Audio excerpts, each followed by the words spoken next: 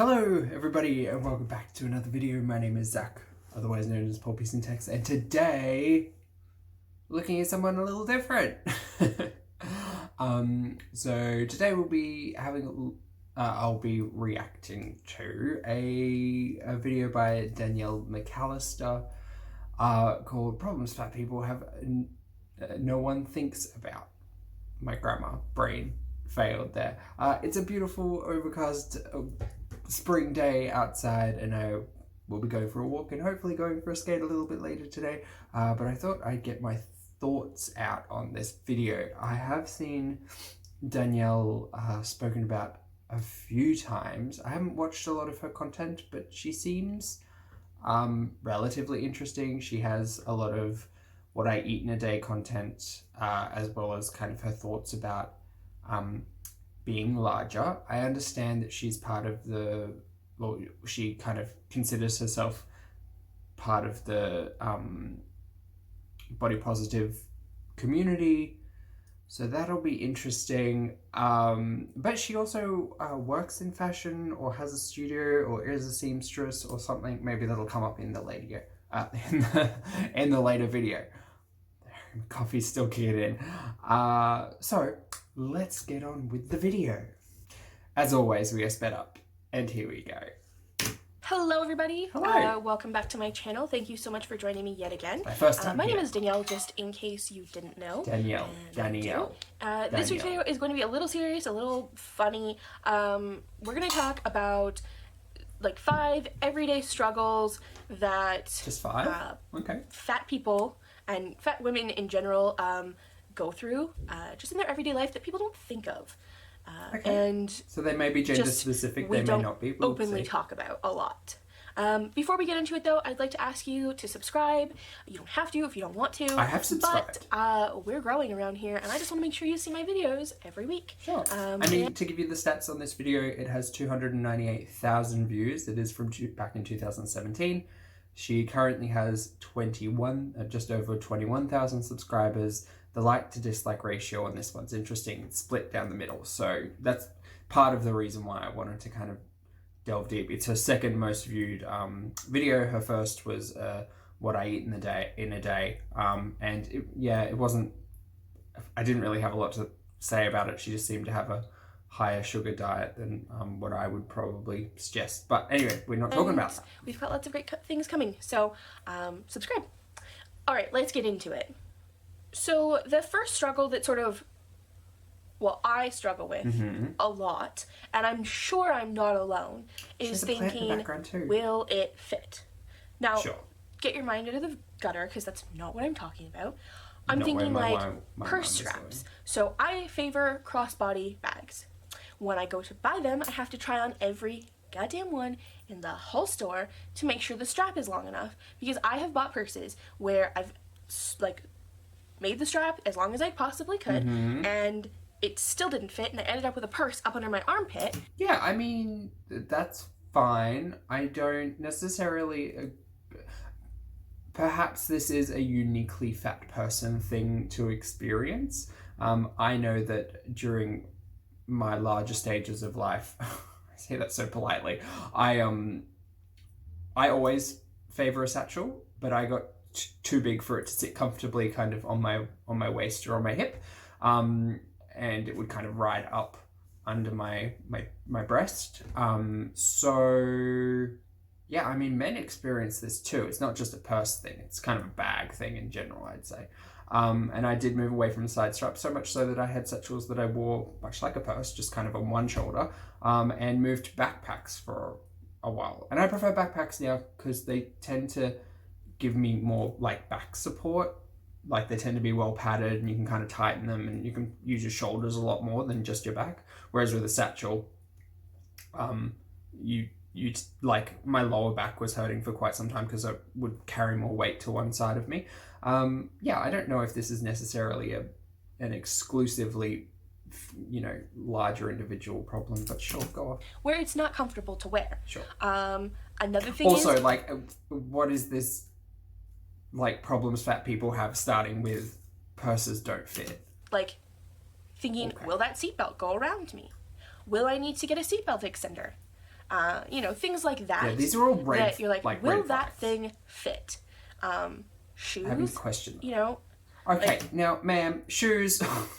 Shoes everyone has issues with. The reason why everyone has issues with shoes and clothes in particular, but shoes primarily, is because they're all, we use 3 to 5, depending on where you live in the world, different measuring systems, and then you have wide or narrow, or, depending on what the manufacturer is, or, who their majority target is, or all of that. So shoes are next on my list. Always having to worry about having wide feet and then wide calves on top of it. So, like, you have to search for wide calf boots. Yeah. You have to pay more money for those boots. Yes, you do, because, funnily enough, and I'm not trying to justify anything that the fashion industries have done shittily, however, funnily enough, if you are a larger human being, you require more raw materials to surround yourself with, just from a mathematical perspective. If I buy this shirt, like, it always kind of was weird to me that you could go to the store and buy a small, medium, or large.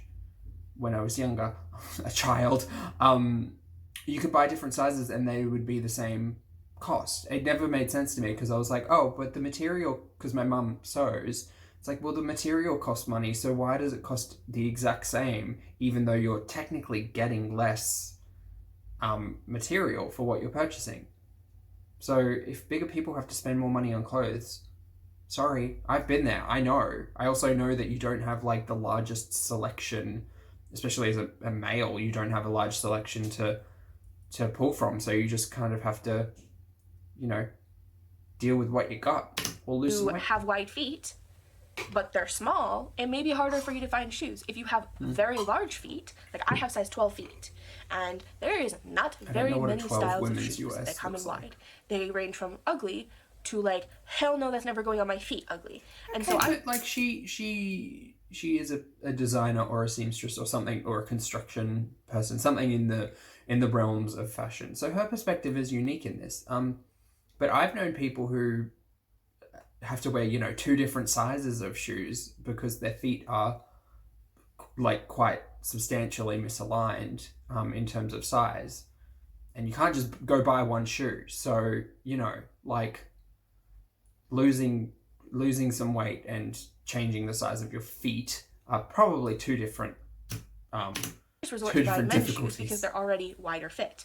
But that means that I get stuck with sneakers because they're the only thing. Also, the bigger you are, the wider your feet get, because I think it's like they tend, I'm not saying like you mutate, but the pads of your feet tend to get wider and adapt that more pressure that you're putting on them, and for longer periods of time that'll happen as well.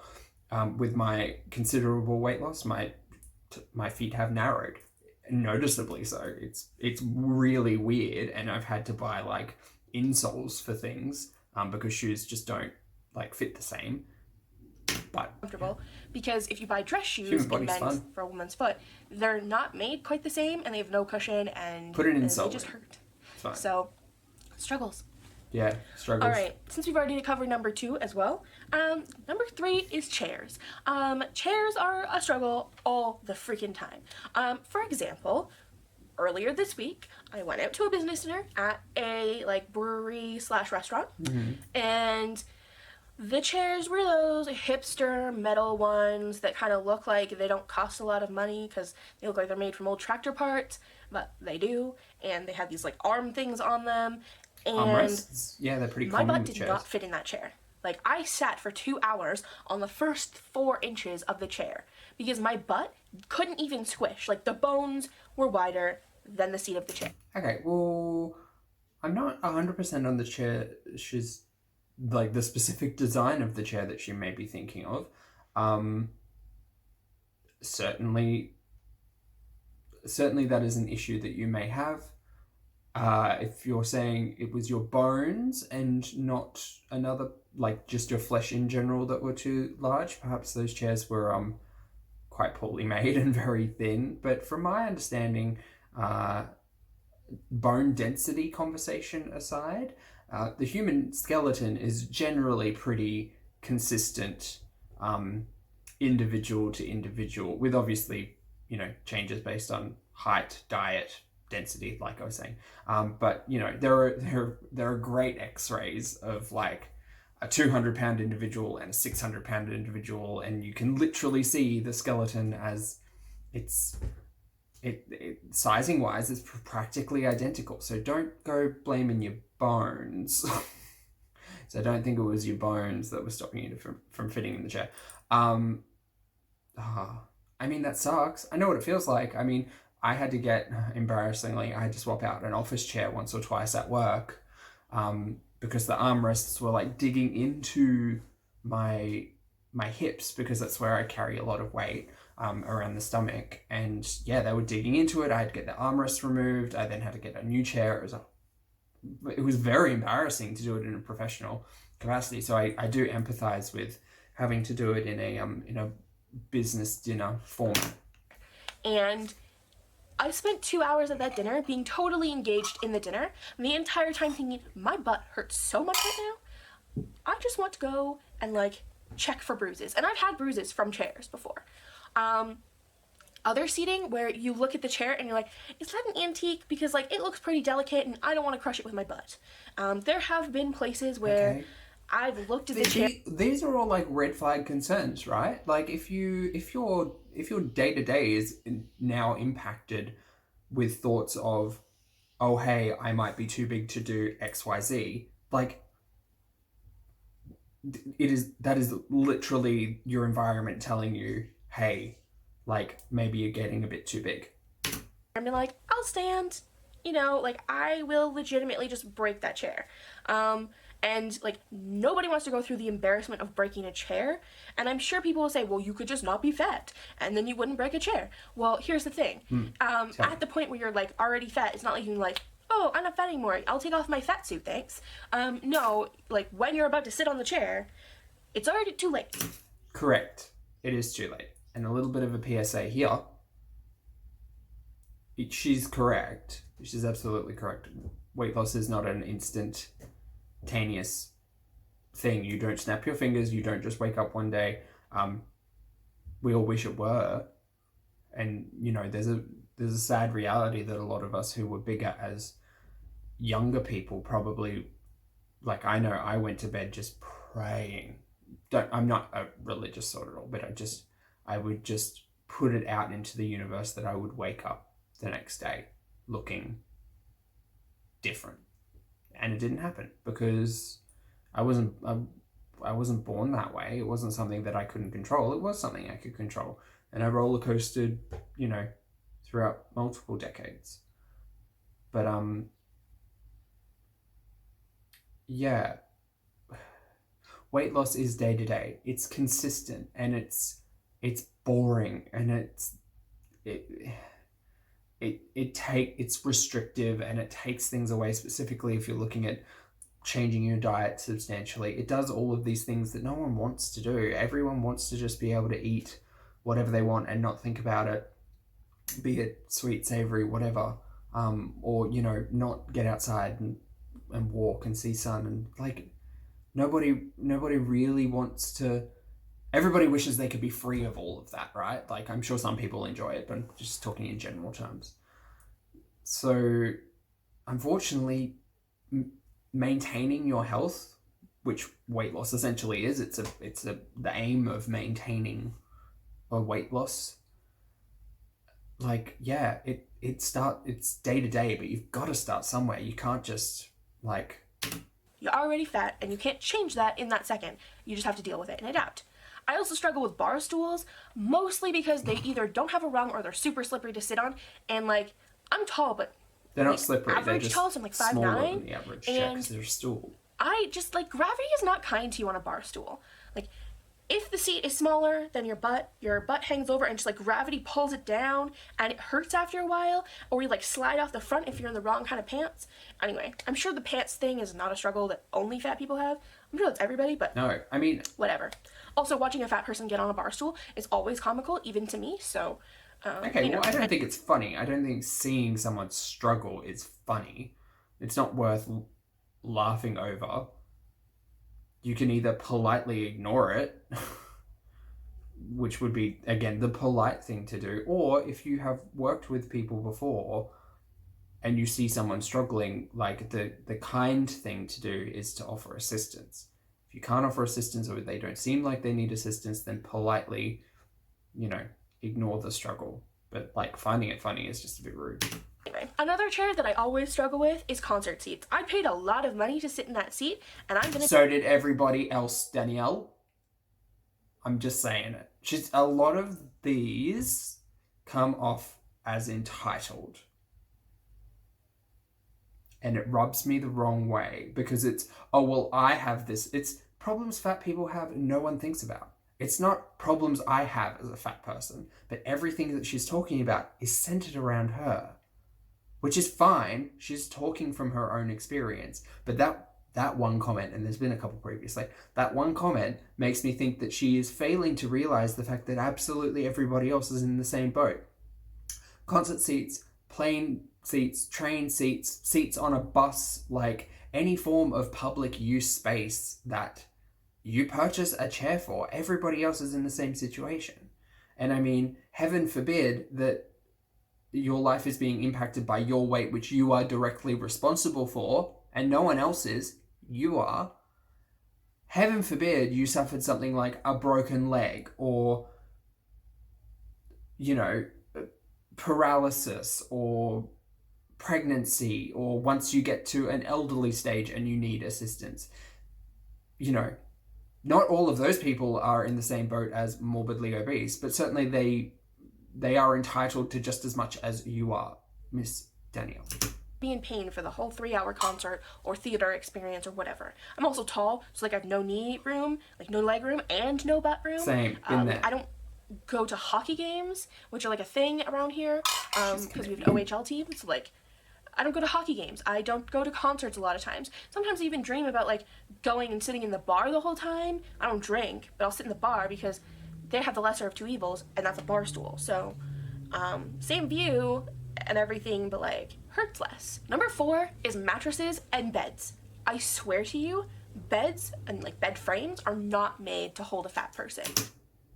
Incorrect. I'll argue that is incorrect. Even at my heaviest, I have a wrought iron bed frame, which is bolted and Allen keyed together, and it has seen its fair share of weight. Mattresses, I'll argue that if you invest in a good quality one, you will get, 8 to 10 years before the springs start being impacted, in my experience. I'm also potentially, at my largest, I potentially wasn't as heavy as Danielle. And that's okay. But there are specific manufacturers and makers out there who specialize in sturdier things. And it's the same argument about clothes. It's the same argument about shoes. It's all of that. There are specific manufacturers who market towards specific demographics. Perhaps the thinnest, most aluminium and cheapest bed frame is not going to work for a larger individual. And that's okay, because you're not their target market.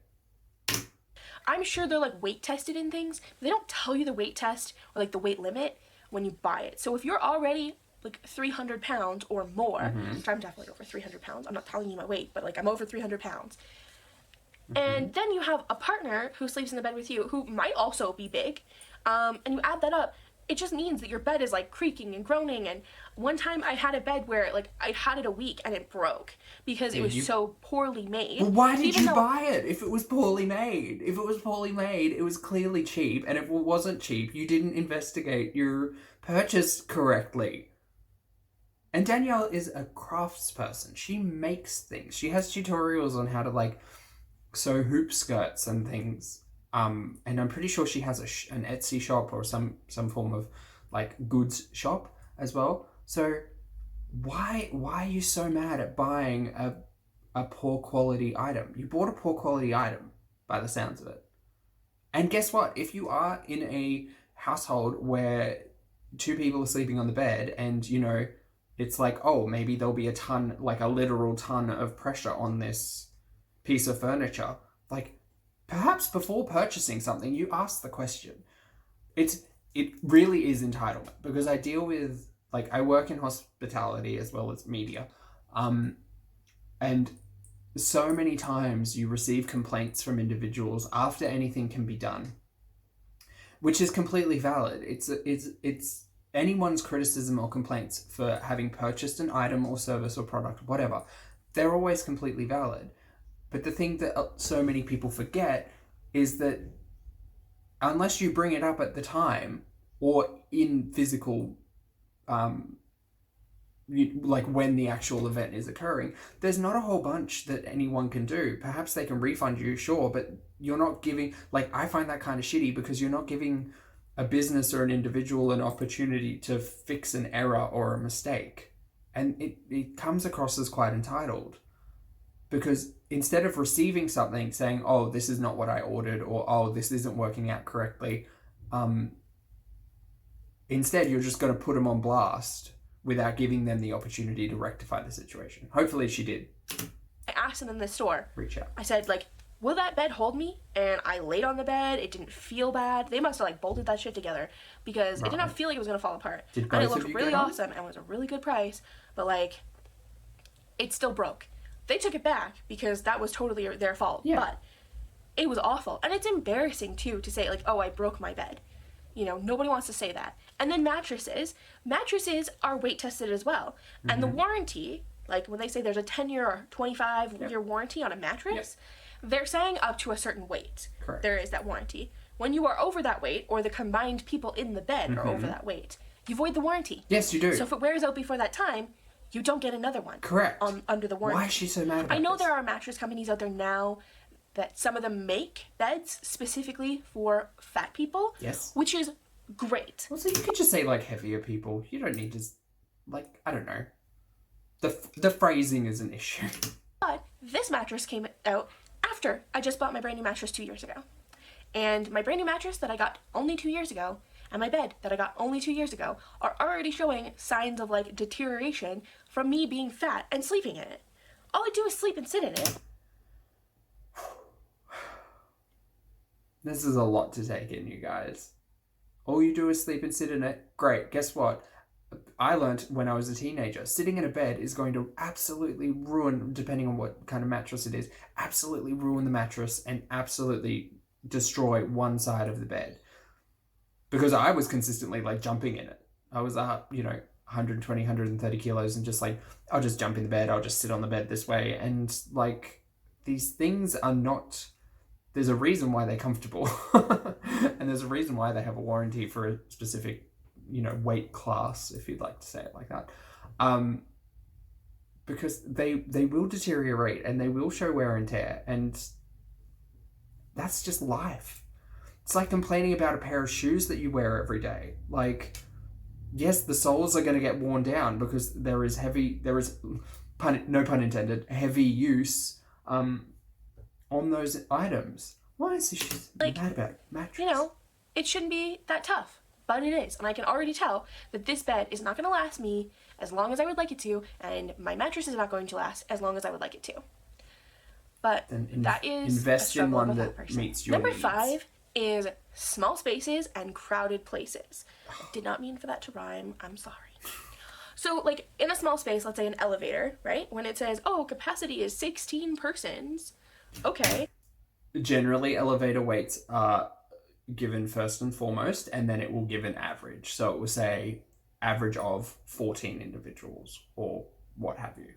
In my experience, working in buildings that have many elevators and have seen them pulled out and put back in together and all of that.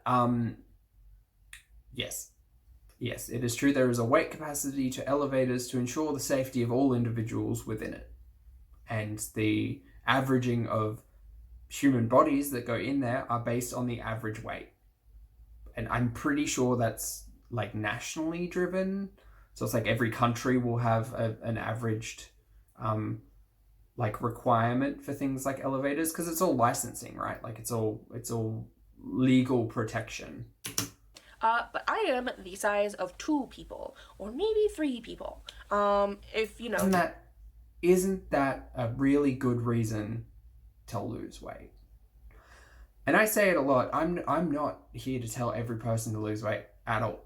But if just imagine if you've never experienced this, any of these things before, and I've experienced pretty much everything she's talked about. If you've never experienced it before, great. Like, you don't have, it seems like you don't have to worry yourself with these problems fat people have that no one ever thinks about. I can guarantee you a lot of people think about it, be they product manufacturers or fat individuals themselves. But if you've never experienced it, great. You may not need to lose weight, but everybody's health is their own individual concern. But I will say now, if you are experiencing things like this and trying to justify it that the world is out to get bigger individuals, it's really not. It's the bigger individuals who now seem to be out against the world for not accommodating every single thing that they themselves have, every single situation that they themselves have kind of forced themselves into. Thinking real small people. So like suddenly that's, not taken into account. And then when a crowded elevator comes and stops, and they're like, oh yeah, there's totally room for you in here. And you're like, no, where? Where do you expect me to hide? In your pocket? Like, I'm not fitting in there. Like, and, a lot of times people are kind of offended when, like, a fat person rubs up on them. Like, how, they catch being fat. But, like... I don't have a problem with, no, sorry, I'll say that correctly. I have equal problem people rubbing up on me regardless of of weight. That's really not a concern. Please don't touch me. Just in general.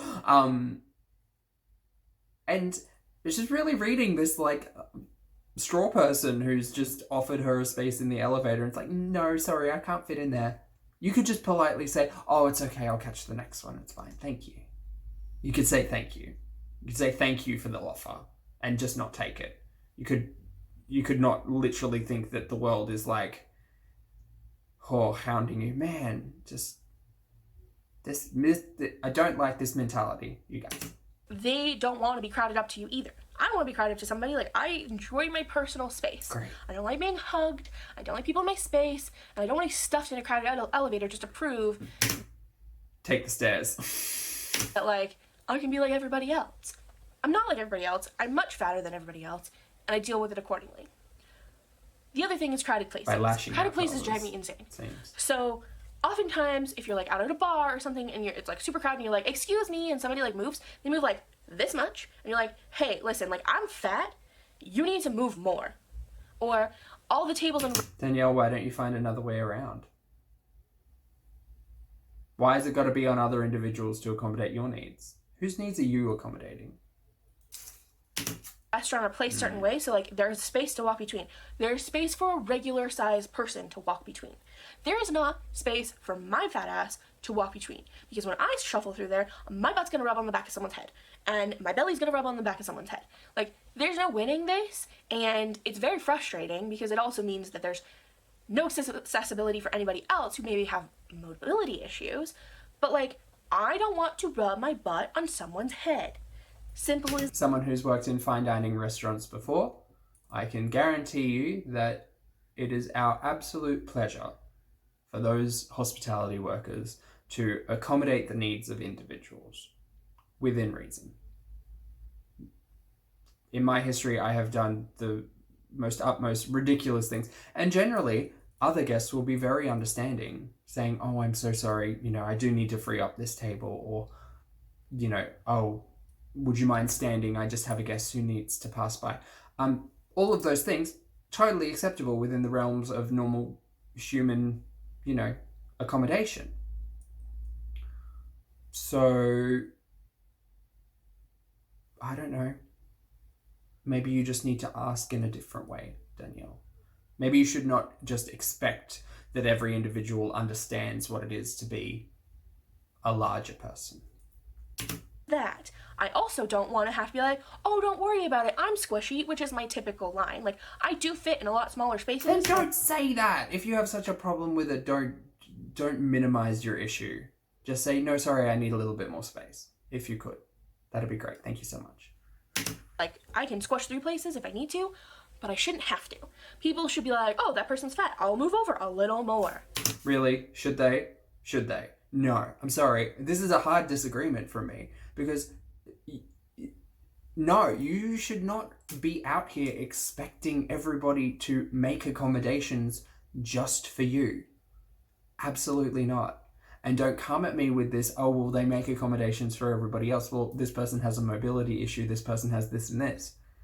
It doesn't matter. It absolutely doesn't matter, because you are the person living in your body and you're the one who has to deal with it.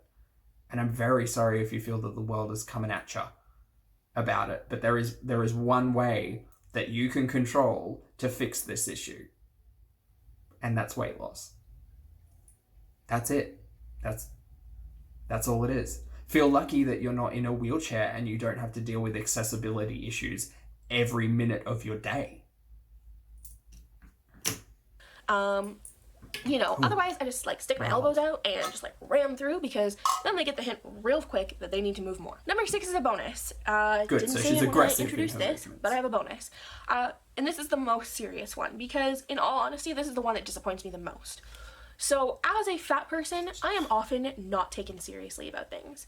So when I was growing up, I was told a lot, or like I would see things on TV that basically said, fat people are not serious people. Fat people are there to entertain you and be funny and be the comedic relief. In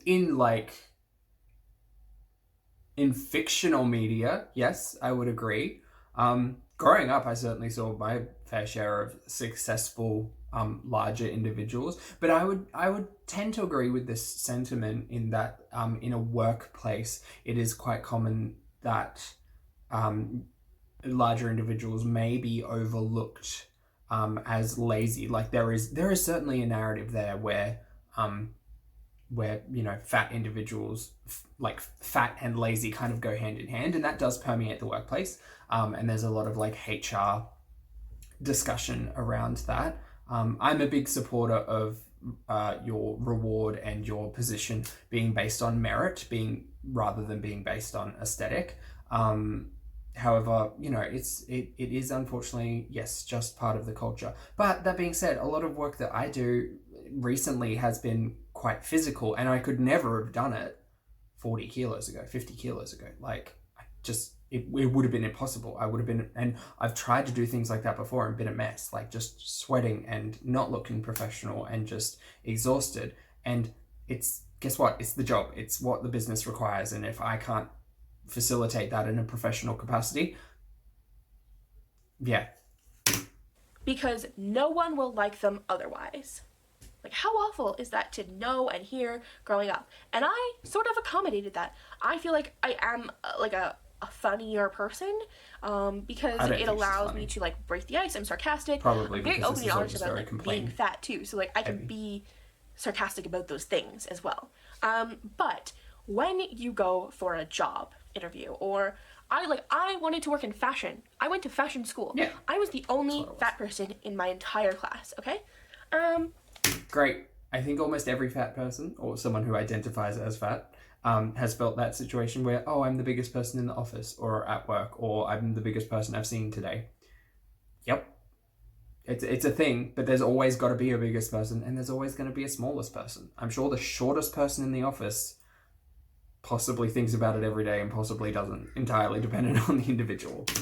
And when I would go for interviews, when I would show up to volunteer at Fashion Week, I was the only fat person. And oftentimes, even models would tell me that I'm the one who worked the hardest because I had something to prove. Designers would tell me that, like, they were happy I was there, and I would have discussions with people over, like, oh, it'd be so nice if this came in my size, and they're like, yeah, that would be nice, like, down the road, maybe. No, it's never gonna happen. No one in fashion would take me seriously when I was trying to get a job in a straight size, like... I'm sure that's not true, though. Like, my mum wasn't a seamstress, but she definitely did a lot of sewing. And she did her own, like, business for clothes, friends and family, and, she never sold in a store or anything like that. But, like, women's fashion, I can't really speak on all that much, but I can't imagine, like every designer, every seamstress, there's an entire genre of like plus size individuals within fashion now, which is readily acceptable, and people are wanting it and want to see different bodies on runways. So I don't get this. That didn't make anything in my size. And like, God forbid I apply to a retail job where I can't wear the clothes because they won't even bother hiring. No, well, They that's just, true though. Like, you have to be